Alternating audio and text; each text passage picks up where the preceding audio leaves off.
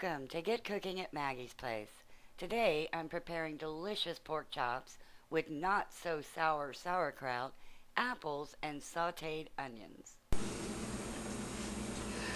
We're going to start with our sauerkraut, and I like to buy sauerkraut in the bag versus the can. I just think it tastes better when it's purchased in the bag. What I'm going to do here is just pour this into a strainer, and I'm going to rinse off our sauerkraut. It does have that sour bite to it because of the way that it's made, the way that it's fermented. I'm going to let that drain. And I didn't like sauerkraut when I was growing up until I was hired to work in a German deli in my teens. And I noticed that their sauerkraut tasted very different. So there we go. You just want to give it a good rinse. Let's let that drain out. I've turned off the water, and what I want to do is just kind of squeeze out as much moisture as I can from this. It's not like spinach, you know, when you want to get all the water out of that. It's not as severe as that. And there, we have most of the water out. The flavor's still in there, not as much of a bite, but it is going to be spectacular. While I was rinsing off my sauerkraut, I had started some bacon, about 3 slices in a pan that I added a little bit of oil to. What I want to gather from that is the good, delicious flavor from that bacon. So I remove the bacon from the pan, and I reserve the fat in a cup. And what I want to do is just add a couple of tablespoons of that delicious flavor from the bacon. And I want to put in just a bit of salt and a bit of white pepper. We'll give that a nice stir. And you wouldn't believe just these 3 easy little steps, and you have got a really nice sauerkraut. Next, I'm going to take the same pan that I cooked the bacon in and removed all of the fat, and I'm going to add just a little bit more olive oil.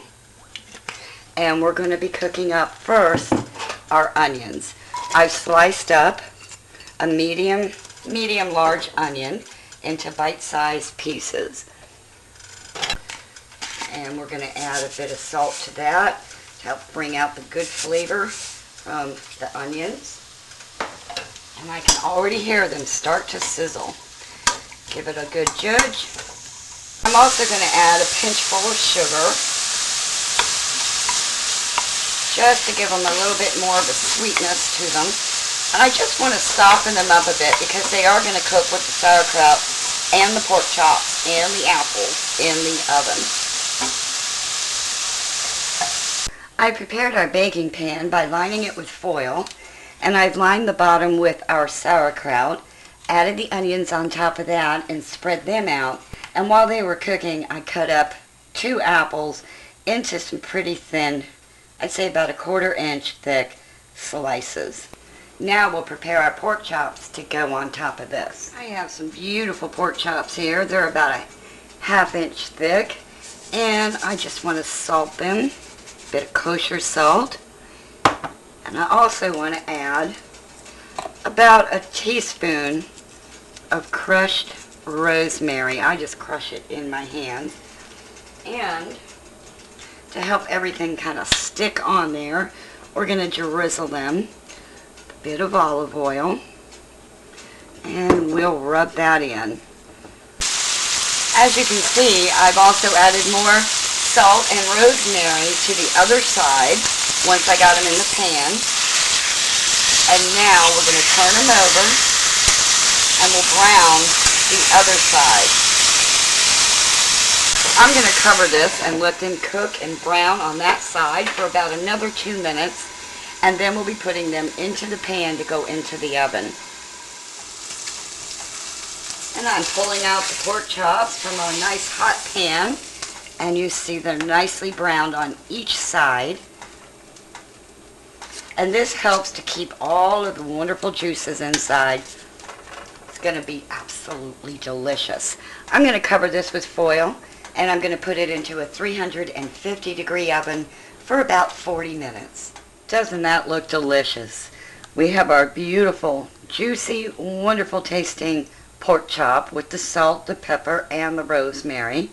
And then I've spooned over the top our sauerkraut, onion, and our apples and garnished with a bit of parsley.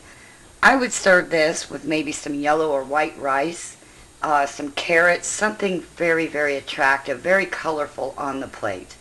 I hope you enjoyed this presentation, and for this and more family favorite recipes, please go to maggiesplacecookbook.info.